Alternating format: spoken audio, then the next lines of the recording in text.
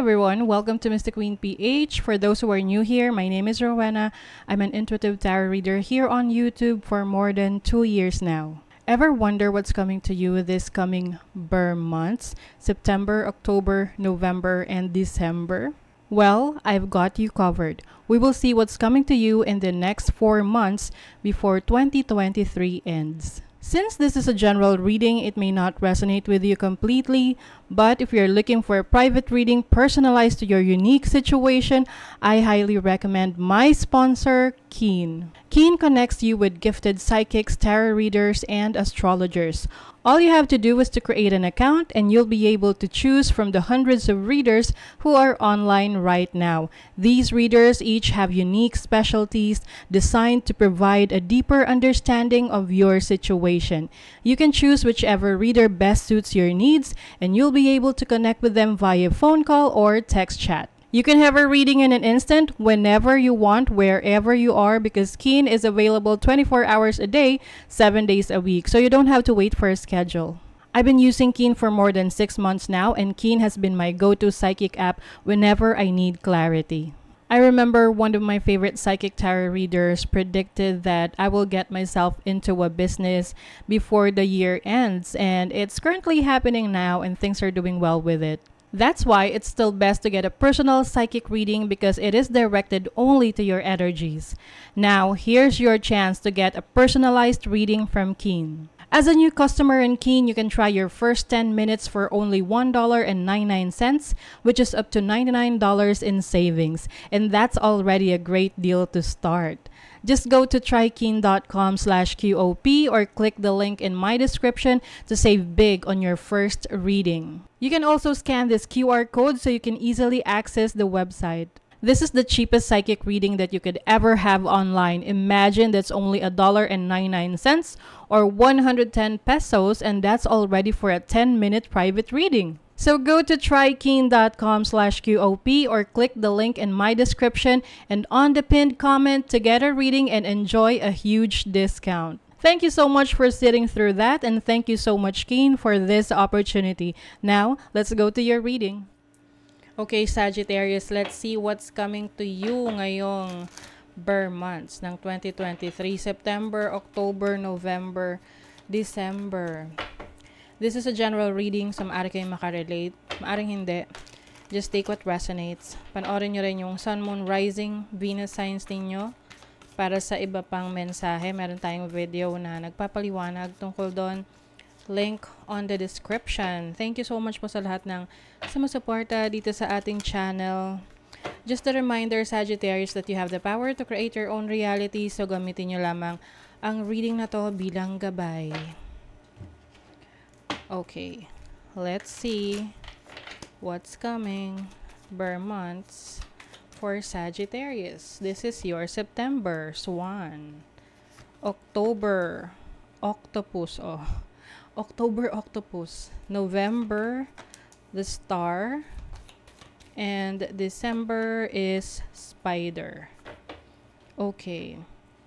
Swan, merong collaboration, union. Pwedeng romantic connection din ito. You may be connecting more with your loved ones, no? Yung mga mahal mo sa buhay. Sila yung mas binibigyan mo ngayon ng ng oras, panahon. Yes. This is also the energy of soulmate. You are cultivating your relationship with your partner, yung mga mahal mo sa buhay, anak mo, mga magulang mo, your soul family. Okay, let's see what else. Temperance, healing. Yung iba, you are healing from an issue or problema with a lover, no, a loved one, mahal sa buhay. And mas nagmamature ka, mas hahaba yung pasensya mo pagdating sa pakikitungo mo sa mga mahal mo sa buhay. Ten of Swords, yes. This is closure. Kung ano yung mga naging issue, problema nyo, natatapos na.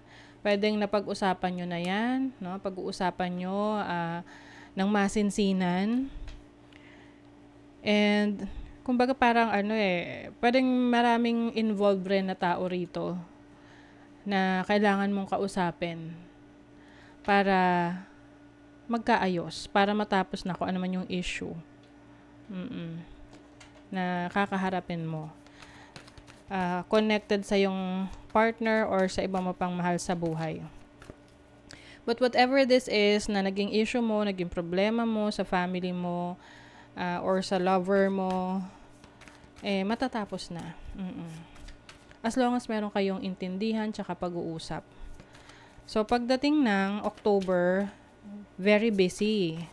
Marami kang ganap, no? Nagmo-multitask ka. You're also going to be very creative. Pwedeng marami kang projects, marami kang racket. Oo, mga susubukang pagkakakitaan. Siyempre, Burmans o Three of Wands. Marami kang nakikitang opportunities. You see opportunities around you.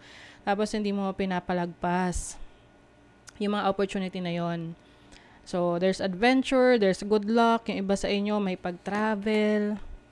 Two of Wands, partnership. O ayan, yung iba sa inyo meron kayong business partnership or yung romantic partner ninyo. Magsisimula kayong magnegosyo together or may mga paplanuhin kayong adventure together. So, medyo busy. Oo. Parang, iba, pagsasabayan yung business and pleasure. Ayan. Pagdating naman ng November, meron ditong star. Ayan. The star is about your guidance, no? Divine guidance. So, some of you are divinely guided.